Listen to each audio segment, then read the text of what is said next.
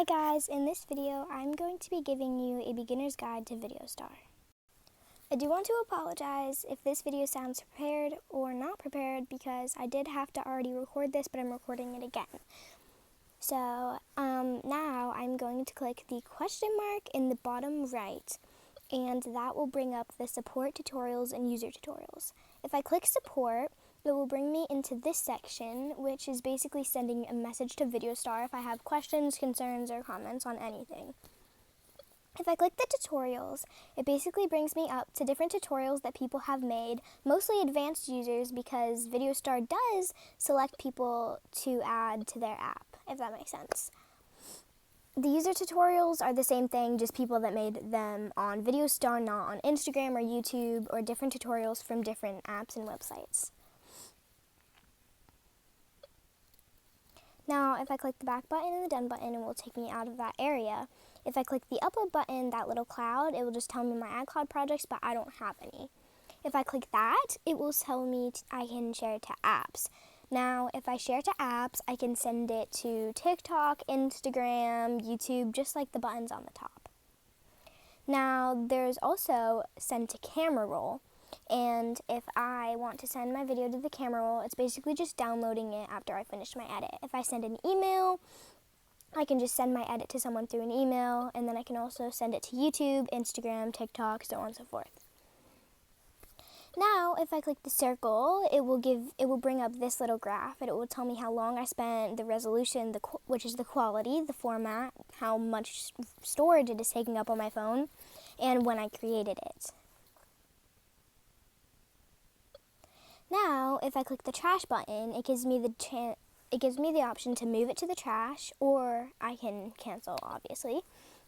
If I click the trash, it will show me how many projects I have and how much room they're taking up. I can delete them all, or I can just leave them there. I don't know why, but in case you want to reload them.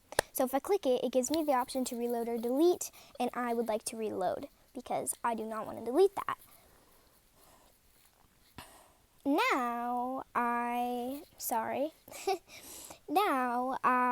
there's the option to go light mode or dark mode, and I don't really know the difference between dark and auto, so I don't know what to tell you there, but it's basically just based off of preference, what you want the app to look like when you enter.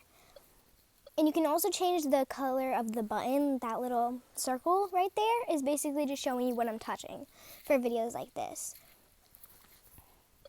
You can also turn that off. Now, if you click this, it basically just gives you news. So, what's going on, different tutorials, and stuff like that. If you click that flash button, it basically just shows you what pack you have, if you have Pro, if you have free, if you have it for a year, or not. If it says manage, that means you have it. You can also, these are the different packs, so you can buy them and you'll have them forever, but they cost a lot more, so I just have my yearly plan. Excuse me. Now if you click reload, if you have to delete the app, it usually reloads your membership, so it will give you it back. Not delete that, but update it. Do not delete the app if you have a membership because accounts do not exist on VideoStar. Now, sorry, that startled me.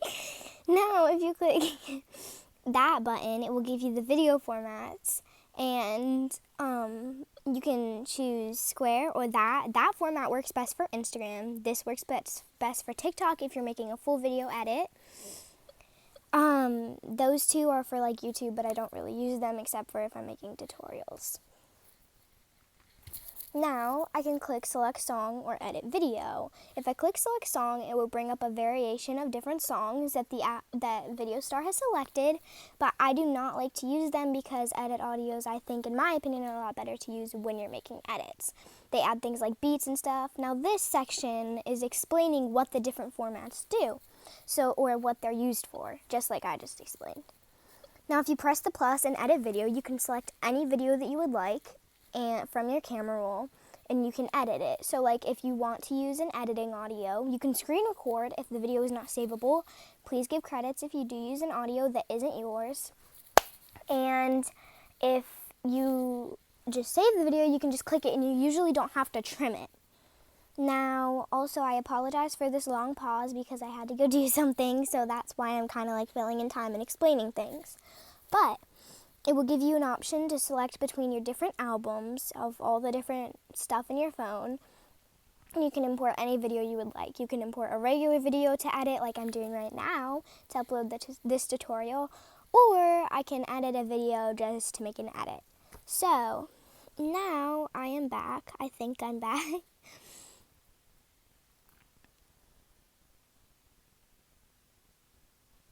Sorry. So I was selecting my video, and when I selected it, I was debating between what editing audio to use, but I have many different editing audio saved into my phone in case I'm on a plane trip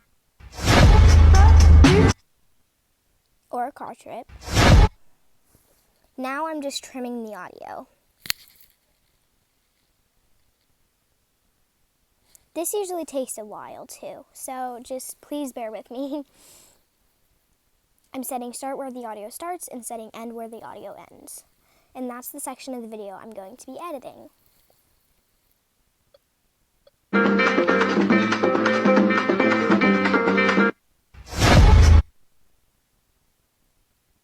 Also, sorry, I am new to using it on this format. I just know it fits better for YouTube. No, I know.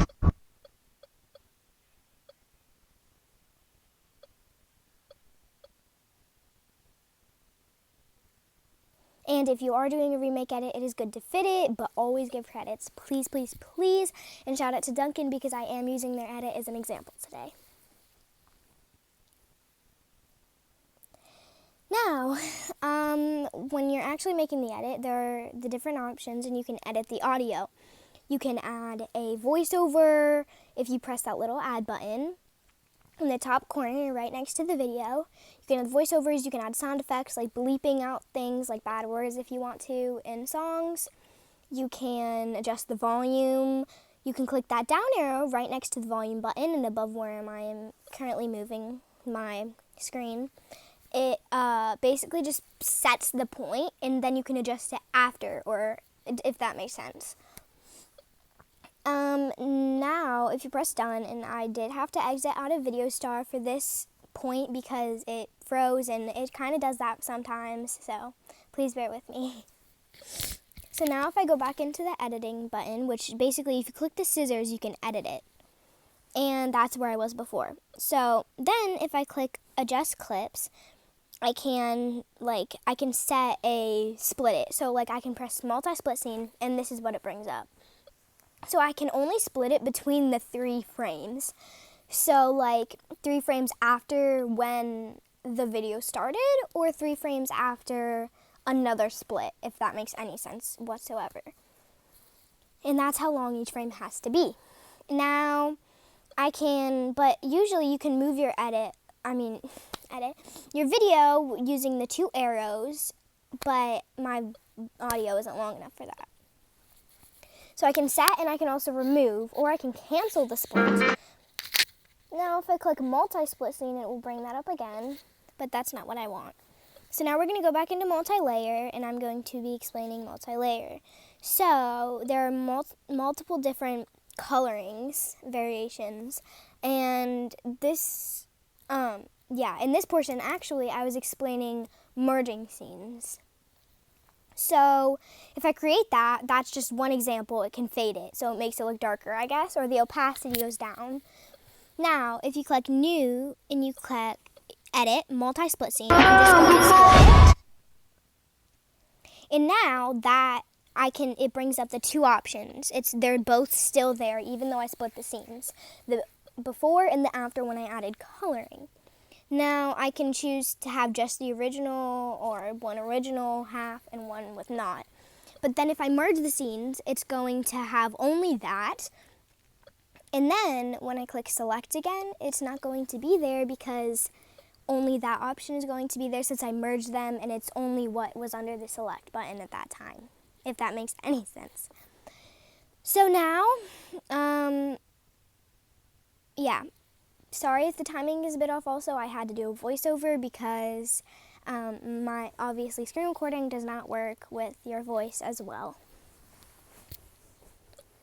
So if I press edit again, there's a option, it says copy. Now I can press edit again and it's going to let me paste. I don't really use that, so it basically just lets you edit the thing, but I don't use that, so I don't want to confuse you.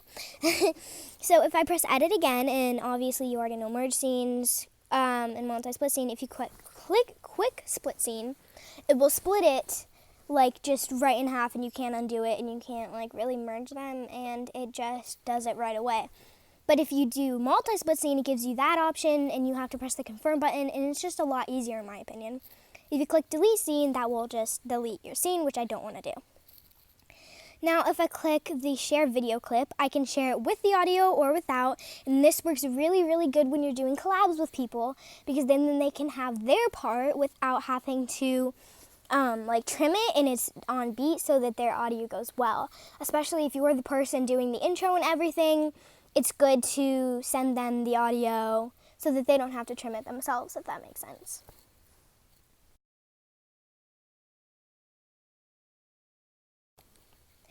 Okay, and now if you click the new button, which I'm pretty sure I'm going to do. Sorry, I was adjusting the clips here. And also I wanted to say definitely shout out to Duncan's again, because I am using theirs. So, video. Now if you click new and record video, you can record any video to import, and obviously my finger's covering the camera, but you can import any video you would like to your edit, basically. If you click new again and you import video, import instead of record video, you can import any video from your camera roll. If you press import, and now I'm going to do that. So, and it says it's a bit shorter, so it's going to make the video slower because obviously it's slower. So I'm going to split the scenes here. And obviously in the first scene, in both scenes I have that. But I can choose to add another one, or I can still choose to have the other one show, if that makes sense. So then all three options are there, right? So let's say I want that to be in that half, and then I want to merge them, and I want that to be the other half. I can merge them, and they'll be like that. So but I don't have the select button because I merged them and the other ones are non-existent. Now I can press motion, but I don't really use that, so I don't want to confuse any of you because I don't know how to explain that. Now, if I click new again and click velocity, there are many things I could show you. So it basically just makes the video faster or slower. Slower or faster, sorry.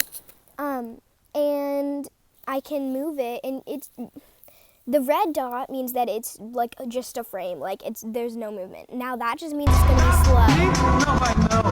As you can see, that was slow. Now fast. And the red line means it's not going to move anymore because you made it too fast or too slow. Now, if you have paid, you can switch the speed. And this is not a good example of a velocity, but I'm just trying to show you that you can switch the speed and things, and like if I'm doing that, so just watch, change the speed. Yeah. And as you can see, when it stopped, and that is a terrible velocity, but that's just an example. Now, if I click new again and re-effect, you can scroll and you can see what you have done in the past, and it will let you recreate that almost. So yeah, I have been editing for a long time, for almost a year now, so there is a lot, but you can add different effects, basically, is what re-effect is. You can add different video effects, just like the one I'm showing you, and I can click X to get out of it. Now, if I click transform, this is called coloring, so it's basically just a filter on your video. And custom coloring does cost money. Excuse me. And if you go to motion blur, that's a new thing that VideoStar added. It is also paid, but it just makes your 3D edits a lot smoother for things that you can't add tracking blur to. And I will try to insert an example of that at the end if I can. So as you can see, it basically just changed the different motion and the different blur opacity of the video. Now if I click new again and mix, you can do a lot of different things to your video. You can do shape-shifting transitions, and I want the first one to be my video and the second one to form into a color, which I'm going to make black. Now if I scroll a little bit, sorry, I was trying to find the middle. If I scroll a little bit and find birds, then it's going... So it's going to do that. And there's a lot of other things you can do in there too. Now if I go to multi-layer, there's the color, so you can change the color of your background. There's also the paintbrush tool where you can choose the color around the screen. Now, if you go into color again, basically, color real stuff. It's probably familiar to a lot of you. You can change the shade and everything about the color. These are your favorites, except I never favorited those, so I don't know why they're there.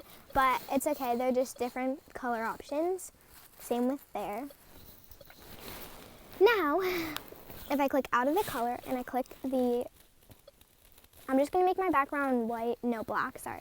Yeah, I'm going to make my background black, and then I'm going to click the 1, and multi-layering does cost money if you use more than one layer. So like if you do have paid, you can make one color, one a picture, one a 3D object. You can add 3D so everything will kind of form as 3D, if that makes sense. But it's really confusing unless you've been editing for a while, so I don't want to confuse you more. So, but that is paid, so we're going to clear those layers. And we're going to, see the different things that you can do with the different layers. So if I clear that layer, I can click it again. I can add anything I want. I can add particles. And you will see that if I add particles, that's just overlays, but I'm not very good at making them, so I don't use it very often. And overlays are like things that go on your video. Now if I click 3D object, there's different 3D things that you can use for advanced edits, or just like intros or outros, I guess a lot of people use them for. They're like, because a PNG sticker can't be 3D if you press 3D. So these are just to give you 3D objects that you can use in your edits. Now I can also make a layer a color. So like, this helps a lot in advanced edits as well, but I will get into that in another video. Now if you press draw, it's basically just a drawing, and you can do many different things to the brush, but I don't want to confuse you because there are so many things that I could explain in this video, and it's just going to be too confusing if I say too much about it. But yeah, so basically there, and depending on where I start my drawing will determine when it's visible. Now if I go into text, I can edit my text whenever I would like. I can make the background white or black, because if you have white text, you probably want the background to be black so you can see it better. I can change the color. I can change the style of it, so if it goes to the right, to the left, to the right, or to the middle. I can change if it's going to have an outline, if it's going to be hollow, or if it's going to be 3D. I like solid though, for now. And so yeah, I can change all of that. I can also change the shadow, but I have to turn that on first. So I can change anything about the shadow. I can change the angle, I can change the opacity, and the color of the shadow as well. Now if I go into font, it's what it sounds like. It's just a font, the font of the thing. And I downloaded all of these off of a website, which I will link below in the description. And these, you can have like really good fonts for free if you don't have paid. But I'm just gonna, yeah. So then if you go to premium, these are fonts that VideoStar gave you, and you can only have them if you have pro. Now these fonts anyone can use them no matter what, you just have them, but I don't really recommend them except for this one font, the Arial Rounded, because it's kind of good. So now I'm going to go back to my baby doll font, and I'm going to go to the color.